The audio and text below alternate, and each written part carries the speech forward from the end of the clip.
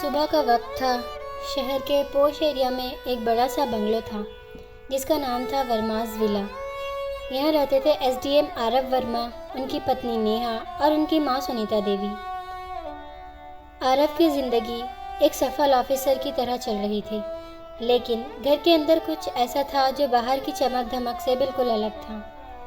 आरव की माँ सुनीता देवी एक साधारण औरत थी। उनका पहनावा, बोली और सोच अब भी गांव की थी।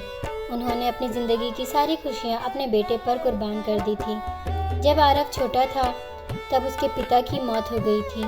तब से सुनीता ने ही उसको पाला, उसकी पढ़ाई लिखाई का खर्चा उठाया और हर मुश्किल घड़ी में उसका साथ दिया।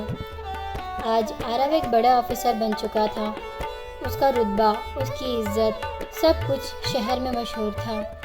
लेकिन जैसे जैसे उसका स्टेटस बढ़ता गया वैसे वैसे उसका अपनी माँ का रिश्ता बदलने लगा। उन्हें लगा कि उनकी माँ की सादगी, उनका गांव का अंदाज उनकी इमेज को ख़राब कर रहा है। एक दिन आरव के घर पर एक बड़ी पार्टी थी। शहर के बड़े बड़े अफसर, नेता और उनके परिवार बुलाए गए थे। नेहा ने सब कुछ बहुत खूबसूरती से सजाया था। सुनीता देवी भी अपनी तरफ से बेस्ट कोशिश कर रही थी, लेकिन उनका पहनावा और बोली सबको अलग लग रही थी। पार्टी के बीच सुनीता देवी ने एक मेहमान को अपने हाथ से खाना परोस दिया। मेहमान ने मुस्कुराकर ले लिया, लेकिन नेहा को ये बात बिल्कुल पसंद नहीं आई। पार्टी के बाद नेहा ने आरव को बहुत कुछ सुना दिया। आपकी माँ की वजह से लोग हमारा मजाक उड़ा रहे हैं। उनकी बोली, उनका पहनावा सब कुछ पुराना है। आपको समझना चाहिए कि अब हम किसी स्टेटस पे हैं। आरव ने भी माँ की तरफ देखा। उसकी आंखों में एक अजीब सी नाराज़गी थी। उसे लगा कि माँ की वजह से उसकी इज्जत कम हो रही है। उस रात जब सब सो गए, आरव ने माँ से कहा, माँ, आपको समझना चाहिए कि अब मैं एक ऑफिसर हूँ। आपकी वजह से मुझे लोगों के सामने शर्मिंदगी महसूस होती है। आप प्लीज़ कुछ दिन के लिए गांव चली जाओ। सुनीता देवी ने आंखों में आंसू लाकर कहा, बेटा, मैं तो सिर्फ तुम्हारी खुशी चाहती हूँ। अगर मेरी वजह से तुम्हें तकलीफ हो रही है तो मैं चली जाऊँगी। आरव ने गुस्से में आकर माँ का हाथ पकड़ा और उन्हें दरवाजे तक ले गया। माँ ने एक बार फिर पीछे मुड़कर देखा, लेकिन आरव की आंखों में सिर्फ नाराज़गी थी। उसने माँ का बैग उठाया, उन्हें धक्का दिया और दरवाज़ा बंद कर दिया। सुनीता देवी ने कुछ नहीं कहा। उनकी आंखों में आंसू बह रहे थे। वो धीरे धीरे बंगलों के गेट से बाहर निकल गई। रात का अंधेरा था, सड़क सुनसान थी। सुनीता देवी ने अपने आंसू पोंछे और सोचा, शायद मेरा बेटा अब मुझे नहीं चाहता। आरव ने अंदर आकर नेहा को देखा, जो खुश थी। आपने सही किया, अब घर में सुकून रहेगा, नेहा बोली। लेकिन आरव के दिल में एक अजीब सा खालीपन था। उसे लगा जैसे कुछ टूट गया हो, लेकिन उसने अपने दिल की आवाज़ को दबा दिया और सोच लिया कि उसने सही किया है। सुनीता देवी रात भर सड़क पर बैठी रही। सुबह होने पर एक बूढ़ी औरत ने उन्हें देखा और पूछा, बहन, तुम यहाँ कैसे? सुनीता देवी ने कुछ नहीं कहा, बस आंसू पोंछ लिए। बूढ़ी औरत ने उन्हें अपने घर ले जाकर चाय पिलाई और पूछा, क्या हुआ? सुनीता देवी ने बस इतना कहा, मेरे बेटे ने मुझे घर से निकाल दिया। बूढ़ी औरत ने उनका हाथ पकड़ा और कहा, बेटे तो सबके नहीं होते, लेकिन माँ सबकी होती है। तुम मेरे साथ रहो जब तक चाहो। सुनीता देवी ने पहली बार मुस्कुराने की कोशिश की, लेकिन उनकी आंखों में अब भी दर्द था। दूसरी तरफ आरव अपनी ज़िंदगी में बिजी हो गया। ऑफिस की फाइल्स, मीटिंग्स और सोशल गैदरिंग्स में उलझा रहा। लेकिन जब भी रात को अकेला होता, माँ की याद उसके दिल को चुभ जाती। उसे माँ की मुस्कुराहट, उनका प्यार, उनकी दुआएं याद आती। लेकिन अब उसके पास लौटने का कोई रास्ता नहीं था। एक दिन आरव के ऑफिस में एक केस आया। एक बूढ़ी औरत अपने बेटे के खिलाफ इंसाफ मांगने आई थी। उसने कहा, मेरे बेटे ने मुझे घर से निकाल दिया, मुझे इंसाफ चाहिए। आरव ने उस औरत की आंखों में देखा। उसे अपनी माँ की याद आ गई। उसका दिल कांप उठा। उसने सोचा, क्या मैं भी अपनी माँ के साथ यही कर चुका हूँ। उस दिन के बाद से आरव की ज़िंदगी बदलने लगी। उसे हर जगह माँ की याद आने लगी। उसने सोचा, क्या सच में मैं एक अच्छा बेटा हूँ? क्या मैंने अपनी माँ के साथ गलत किया? रात को आरव ने माँ की पुरानी तस्वीर देखी। उसने तस्वीर को छूकर कहा, माँ मुझे माफ़ कर दो। लेकिन अब सब कुछ बदल चुका था। सुनीता देवी अब उस शहर में नहीं थी। आरव ने उन्हें ढूंढने की कोशिश की लेकिन वो कहीं नहीं मिली।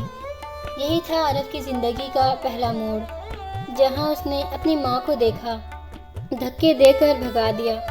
लेकिन उसके बाद उसकी ज़िंदगी में एक ऐसा खालीपन आ गया जिसे वो कभी भर नहीं पाया।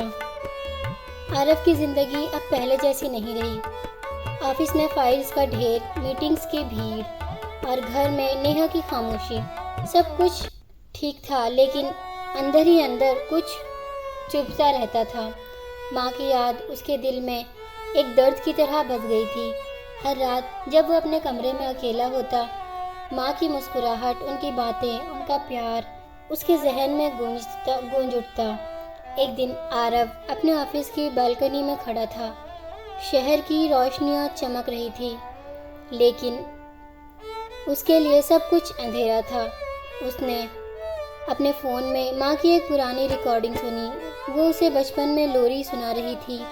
आंखों में आंसू आ गए लेकिन अब कुछ नहीं कर सकता था।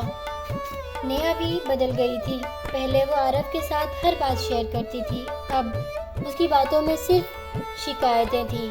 आप हमेशा काम में बिजी रहते हैं, घर की तरफ ध्यान नहीं देते। माँ को भेज दिया, अब घर में सुकून है लेकिन आप वैसे नहीं रहे जैसे पहले थे, नेहा ने एक दिन कहा। आरव चुप रहा। उसके पास जवाब नहीं था। उसने सोचा, क्या सच में मैंने घर का सुकून ख़त्म कर दिया? एक दिन आरव के ऑफिस में एक नया क्लर्क आया, रमेश। रमेश की आंखों में एक अजीब सी उदासी थी। लंच ब्रेक में आरव ने उससे पूछा, सब ठीक है ना? रमेश ने कहा, सर माँ बीमार है, उनका इलाज करवाना है लेकिन पैसे नहीं हैं। मैं ओवर टाइम कर रहा हूँ लेकिन कुछ समझ नहीं आ रहा। आरव ने उसकी बात सुनी और उसे अपनी माँ की याद आ गई। उसने रमेश को कुछ पैसे दिए और कहा, माँ का ख्याल रखना सबसे ज़रूरी है, उनकी दुआएं ही सब कुछ हैं। उस दिन के बाद से आरव का गिल्ट और बढ़ गया। उसने सोचा, मैंने अपनी माँ को धक्के देकर बाहर भगाया था और यहाँ मैं दूसरों को माँ की कदर समझा रहा हूँ। रात को आरव ने माँ की पुरानी डायरी निकाली। उस डायरी में माँ ने उसके बचपन की बातें लिखी थी। कैसे उसने पहली बार चलना सीखा, कैसे वो पहली बार स्कूल गया, कैसे उसने पहली बार सुनीता देवी को माँ कहा। हर पेज पर माँ का प्यार था, उनकी ममता थी। आरव डायरी पढ़ता रहा, आंसू उसकी आंखों से बहते रहे। उसने सोचा, मुझे माँ को ढूंढना ही होगा, मैं उनके बिना नहीं रह सकता। अगली सुबह आरव ने नेहा से कहा, मैं माँ को ढूंढने जा रहा हूँ, जब तक वो नहीं मिल जाती मैं चैन से नहीं रह सकता। नेहा ने ताना मारते हुए कहा, आपको अब याद आ रही है माँ? जब घर में थी तब उनकी कदर नहीं थी, अब ढूंढने चले हो?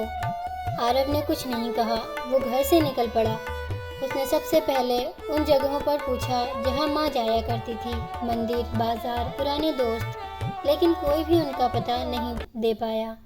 एक दिन आरव एक छोटे से गांव में गया जहाँ एक बूढ़ी औरत ने उसे पहचान लिया। बेटा, तुम सुनीता के बेटे हो ना?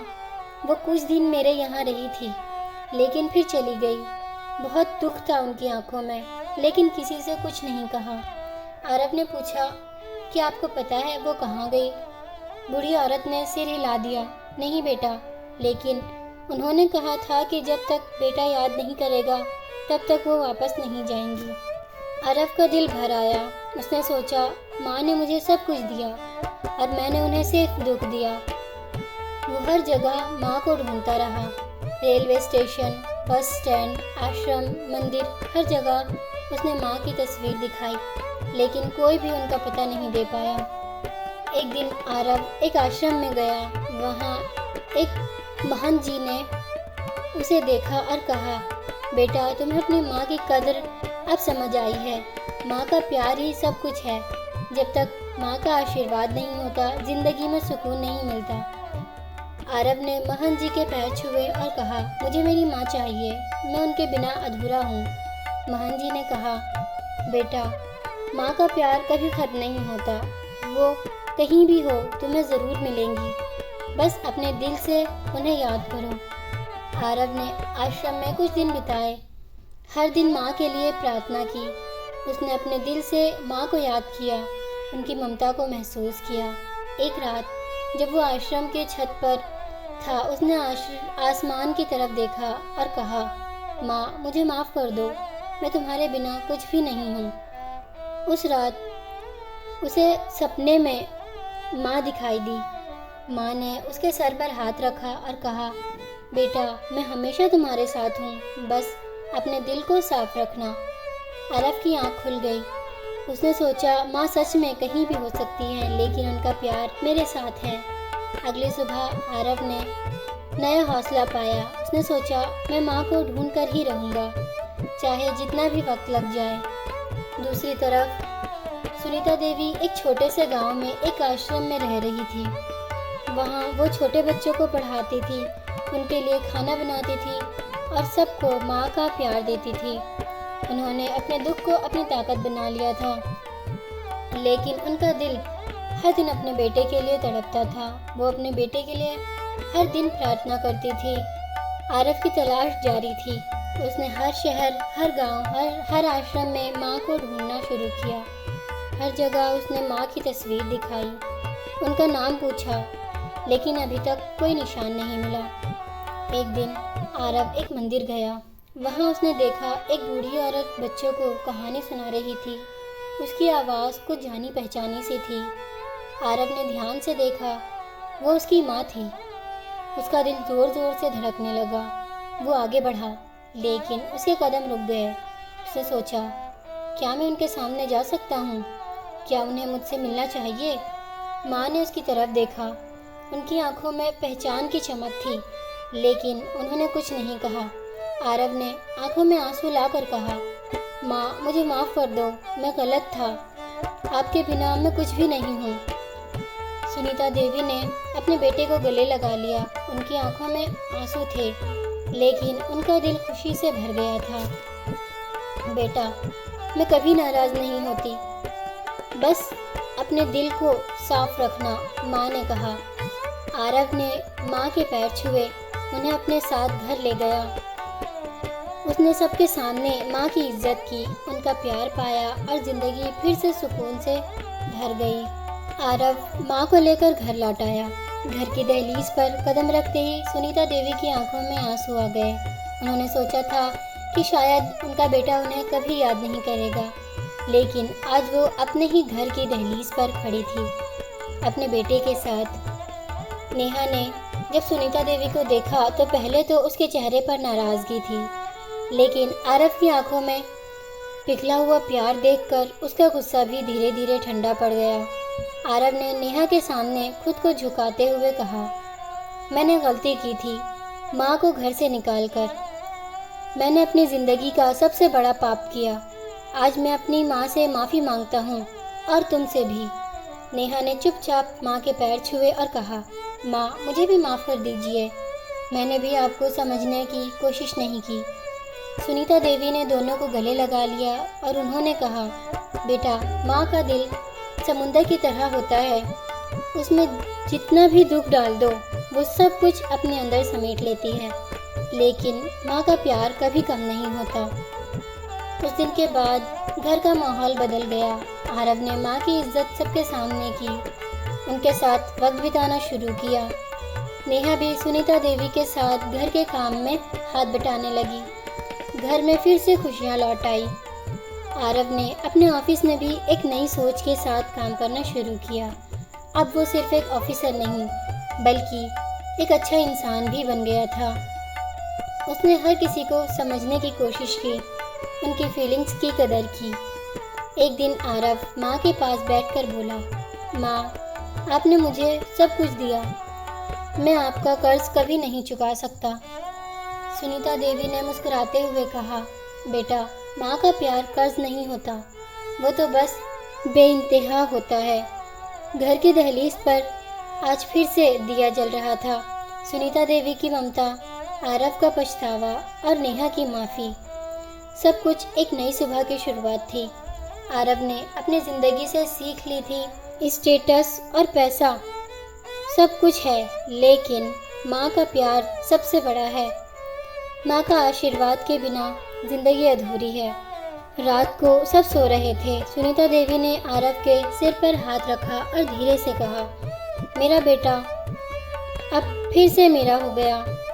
आसमान में तारे चमक रहे थे और घर के अंदर एक नई रोशनी फैल गई थी, माँ के प्यार की रोशनी। दोस्तों, अगर ये वीडियो आपको पसंद आई हो तो वीडियो को लाइक, शेयर और चैनल को सब्सक्राइब ज़रूर करना। मिलते हैं अगली वीडियो में। धन्यवाद।